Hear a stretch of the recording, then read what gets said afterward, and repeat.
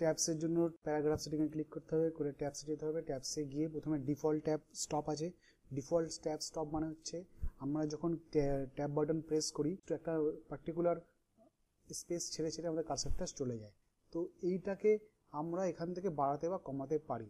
এই ট্যাবসে গিয়ে এখানে 0.5 আছে, আমি এটাকে যদি শুধু 1 ইঞ্চিস করে দিই, ওকে করে দিই, এবার দেখো ট্যাব চাপলে সঙ্গে সঙ্গে 1 ইঞ্চিস, এখানে 1 2 চলে যাবে, 2 3 1 ইঞ্চিস চলে গেল। আর বাকিগুলো 5 রকম ট্যাব আছে। এবার আমরা লেফট ট্যাবটা একটু দেখে নিই, তারপরে সেন্টার ট্যাব, তারপর রাইট ট্যাব, তারপর ডেসিমাল ট্যাব, বার ট্যাব, কোনটা কীভাবে কাজ করে সেটা আমি দেখব। তো এখানে আমি যদি লিখি LEFT left 3A tab, left tab. এবার আমি সেট করি ট্যাব, মনে করি আমি 2.5 একটা ট্যাব সেট করব। সেখানে যাব, ট্যাবে যাব, এখানে 2.5 লিখব, লেফট সিলেক্ট করা আছে, সেট, ওকে। এবার আমি যখন ট্যাবে ক্লিক করব অটোমেটিক 2.5 হয়ে যাবে। দিয়ে লিখব একটা নাম্বার লিখি 20.545 হলো। পরের এতে গেলাম, পরের লাইনে গেলাম। এবার আমি এক্সাম্পল দেখব সেন্টার ট্যাব। তো সেন্টার ট্যাবে সিলেক্ট করলাম, করে 2.5ই রাখলাম, করে আমি সেট করে দিলাম, ওকে করলাম। এবার এখানে সেন্টার ট্যাব লিখলাম, করে ট্যাব মারলাম। ট্যাব করার পর এবার ওই একই নাম্বার আমি লিখি 20.45, এটা 6 করে দিই, 456, এখানে 456 করে দিই।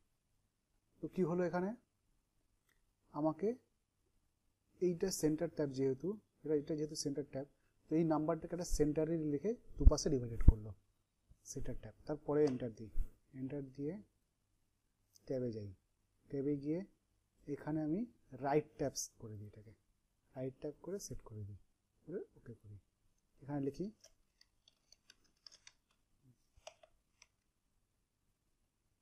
এখানে আমি একই নাম্বার লিখি 20.456।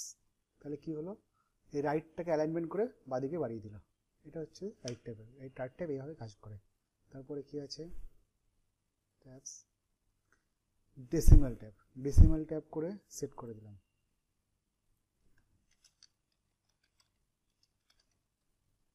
গেলাম 20.456। তাহলে কি হলো, ডেসিমেলটা একটা জায়গায় আমার রাখলো, রেখে বাকিগুলোকে দুদিকে ডিভাইডেড করলো। ডেসিমেলটা পয়েন্ট করলো ট্যাবের এই জায়গাটায়, করে দুদিকে ডিভাইডেড করলো। তাহলে এখানে পরিষ্কার বোঝা যাচ্ছে লেফট টাইপ কীভাবে কাজ করছে, সেন্টার টাইপ কীভাবে কাজ করছে, রাইট টাইপ কীভাবে কাজ করছে, ডেসিমেল টাইপ কাজ করছে। আর তারপরে কি আছে, এটা বার আছে। তো বারটা কীভাবে করবো, সিলেক্ট করবো, ট্যাবে যাব, এখানে বার সিলেক্ট করবো, সেট করবো, ওকে করবো।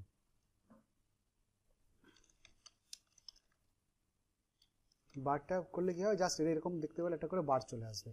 এন্টার মারবো, যতবার এন্টার মারবো একটা করে বার চলে আসবে। তো আমি চেষ্টা করেছি 2.5 ট্যাব সেটিংস রেখেই সব ট্যাবগুলো ইউজ করতে। আর সেখানে পরিষ্কার বোঝা যাবে যে ট্যাবগুলোর মধ্যে ডিফারেন্স কী, কোন ট্যাবটা কীভাবে কী কাজ করে, এবং আমরা টেক্সটে কীভাবে ইউজ করতে পারবো। আর ট্যাবের মধ্যে একটা জিনিস বাকি রয়ে গেল, সেটা হচ্ছে লিডার। লিডার কিছুই না, ট্যাবগুলোকে একটা ডট ডট দিয়ে বা কোনো হরাইজন্টাল লাইন দিয়ে এগুলোকে কভার করে।